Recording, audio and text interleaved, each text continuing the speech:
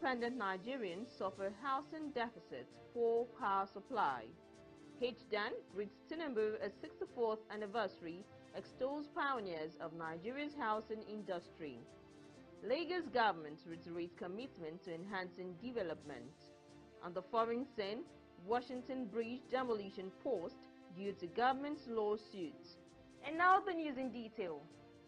Minister of the Federal Capital Territory, Nyesom Wike, has approved the confirmation of 8 acting directors for the Federal Capital Development Authority as substantive directors.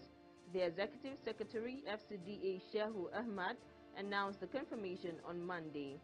Ahmad identified those promoted as Karim, Director, Engineering Infrastructure Rehabilitation, Nasiru Suleiman, Director, Resettlement and Compensation, and Richard Dauda, Director, Engineering Services. Others are Charity Ola, Director, Surveying and Mapping, Yakubu Abubakar, Director, Legal Services, Abdurrahim Zulkarnain, Director, Engineering Design and Evaluation, Hassan Musa, Director, Public Building, and Miriam Ahmed, Director, Internal Audit.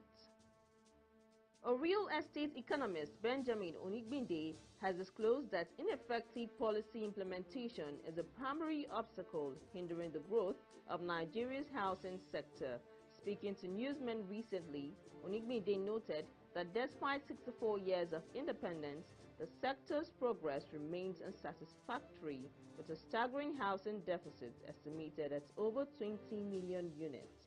Onigbinde, Chief Executive Officer of Sigvent Property Trust Limited, says the challenges facing the housing market are multifaceted, stemming from a growing population and inadequate building capacity within the economy.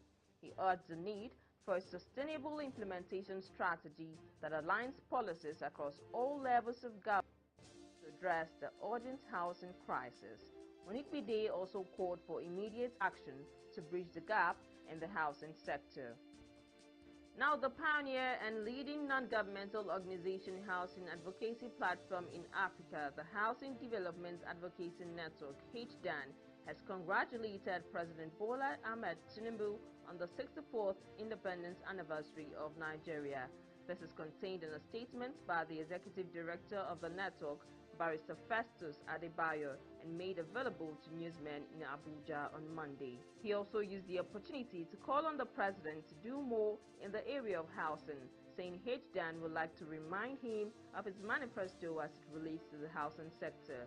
According to the statement, inflation, cost of living materials, land access barrier, as well as some obsolete laws that needed to be amended have become a barrier to affordable housing delivery in Nigeria. HDAN also called on stakeholders in the housing industry to put the interests of the country and the sector development as priority. He also called for collaboration among them. Now, Lagos State Governor Babajide Sanwo-Olu has reiterated his commitment to enhancing real estate development in the state. The governor gave the assurance during the 2-day real estate discussions and award organized by Think Mint Nigeria in Lagos. Represented by the Special Advisor to Lagos State Government on Housing, Barrister Barakat Odunuga Bakari, the governor highlighted several key initiatives, including the Lagos Rent-to-Own program and home ownership mortgage schemes, which aims to provide affordable housing for the residents. The Special Advisor emphasized the ongoing efforts to improve infrastructure such as the Lagos Blue Line Rail, as well as tax incentives that support special economic zones like the Lekki Free Trade Zone. A report by a real estate consultant, Debo Adijano, states that construction activities at various sites across Nigeria has significantly slowed as inflation continues to escalate. Speaking at a media briefing in Lagos, Adejana disclosed that developers and property managers had expressed growing concerns about the sluggish pace of construction, which is impacting the overall health of the sector. Adejana outlined the detrimental effect of the current economic pressures on the construction sector, noting that soaring prices driven by high inflation are significantly impacting sales and slowing activities at construction sites. He stated that rising prices in the real estate sector are a direct result of high inflation, which simultaneously people's disposable incomes are shrinking. Adijano added that many construction sites are currently either dormant or experiencing slowed activities due to the prevailing economic conditions. Housing is one of the necessities of life. Is required to promote both physical and psychological well-being. The sector plays a very important role in the social and economic development of a country. The important role of housing is further underscored by its inclusion as one of the indicators of the computation of cost of living index. Consequently, the cost of living index is a major factor or consideration for prospective domestic and foreign investors in taking decisions. The robust contribution of housing and various housing programs to economic growth and increased social well-being of the people has made governments all over the world to give ample attention to the lingering problem of housing deficits across both developing and developed countries. In view of the housing crisis in Nigeria, with housing deficits currently standing at about 28 million units, increased funding would not only help to reduce the number but also reduce the level of unemployment in the country. On the foreign scene, Rhode Island has paused demolition of the 1195 Washington Bridge since September 17 in an attempt to preserve evidence for a lawsuit against companies that worked on the bridge before its closure, according to a joint statement from Governor Dan Mickey and Attorney General Peter Neronha. In March, Reuters announced that the westbound side of the bridge, which had already been partially shut down since last December due to structural concerns, would now be demolished and rebuilt entirely. After only 2 companies submitted bids to replace the section by Reuters' March 2025 deadline, the state awarded a $45.8 million contract to the Warwick-based Atna Bridge, which began tearing down the westbound section of the bridge in late August. And that's it on Housing News 360.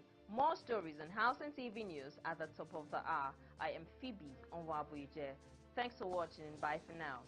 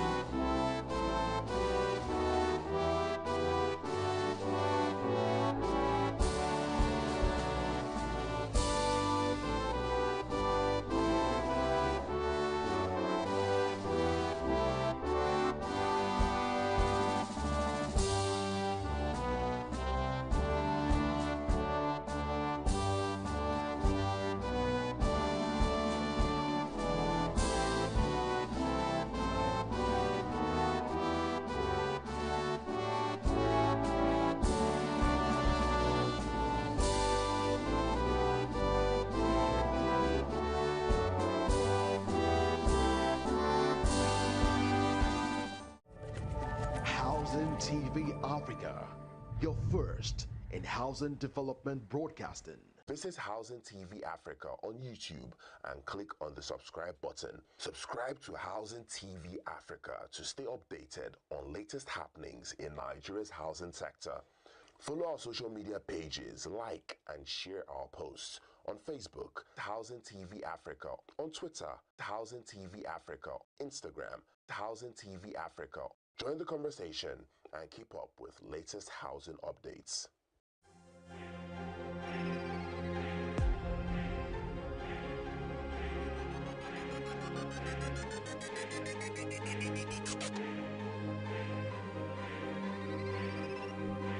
Housing TV Africa, your first in housing news.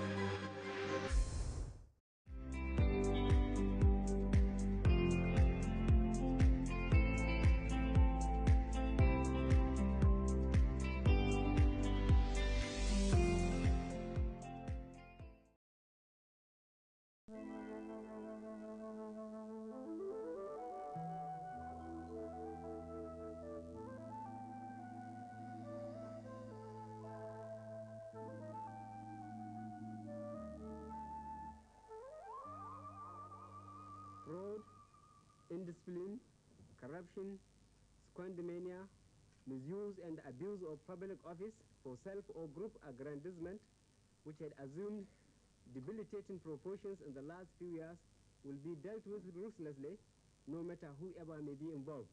In the early hours of December 31st, 1983, a well-organized military coup under the leadership of Major General Buhari took place in Nigeria. It was not unwelcome by most of our people, and it was not unexpected. Our economy was in a mess, and yet we are not only the biggest country in Black Africa, we are, or should be, one of the richest.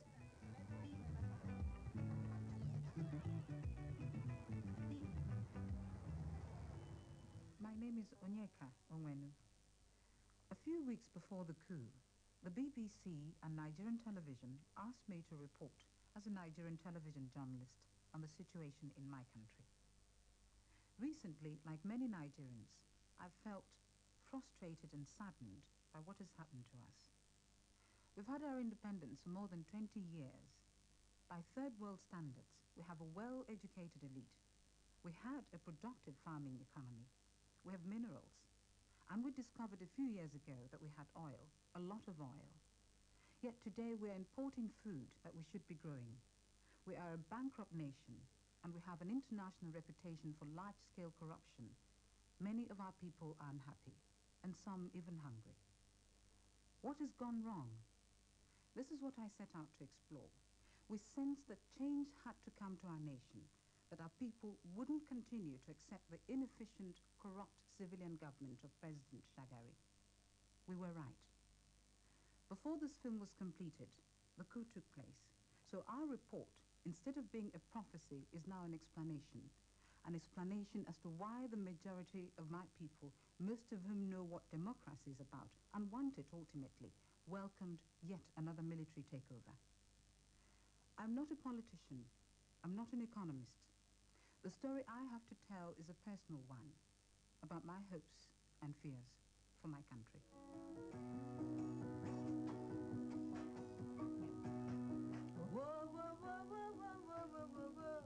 Apart from journalism, I'm a singer, and I suppose this more than anything is my way of communicating my feelings. Yeah, I like that. Seem to have lost my way, yeah. Never be another day. Never be another night of dreams. I write my own songs. This one, we're rehearsing, is both a love song and a song about my country. I've sometimes thought of leaving Nigeria, yet every time I'm away, I miss it. Now.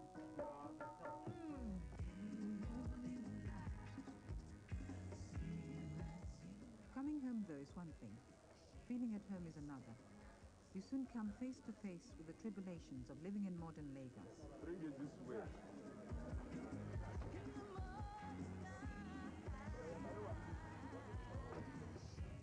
In most countries, once you pass through customs, you're all right. But not here.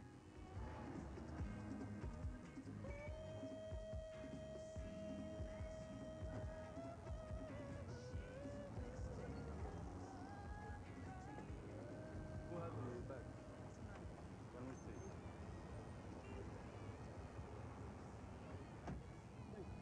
Move. Lagos is now the most expensive city in the world.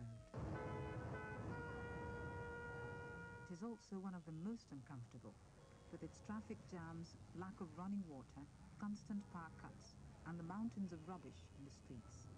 I mean, to live in Lagos is to live in the war front. I mean, really, I don't know how anybody can live day after day in that chaotic situation. To live in any of our cities is to wage war against filth. We just don't seem to be coping with modernity. There's been a kind of brutalization of life, of values, of man's attitude to man. This so-called rat race, to acquire, to consume, to be the next man, that's the acquisition of junks and so on, has created a society that is no longer sure of itself or where it is going. I I would agree that the country has gone through a state of moral decadence. It's not only at the top, but also at the bottom. I believe that the society needs a little bit of purification. What people in the street feel is told by the blind singer Kokoro. His improvisations have always been about the everyday hardships of life. Today, he sings about the meanness and the ugliness of what Lagos has become. And he's right. But this is no reflection of traditional Nigeria. In our villages, the home is still cherished and cared for. After all, it's not as if we're a people without aesthetic values. What has happened to us since our independence? That was 24 years ago, and I had just started school. I remember how proud we were made to feel about it. Nigeria finally had a chance to govern herself. There were high hopes of making it a one united and prosperous nation, but nothing quite prepared us for the difficulties that were to follow. There we were, a nation of so many nations, culturally diverse and thrown together without our consent. In 1967, after a succession of coups and Biafra's attempt to break away from the Republic, Nigeria was pitched into a bitter civil war.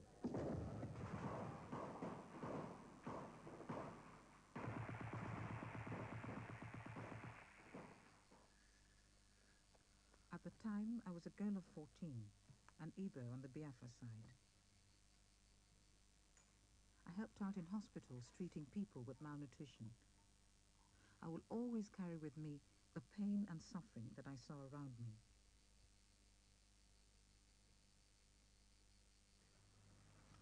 It took 3 years before that conflict was resolved.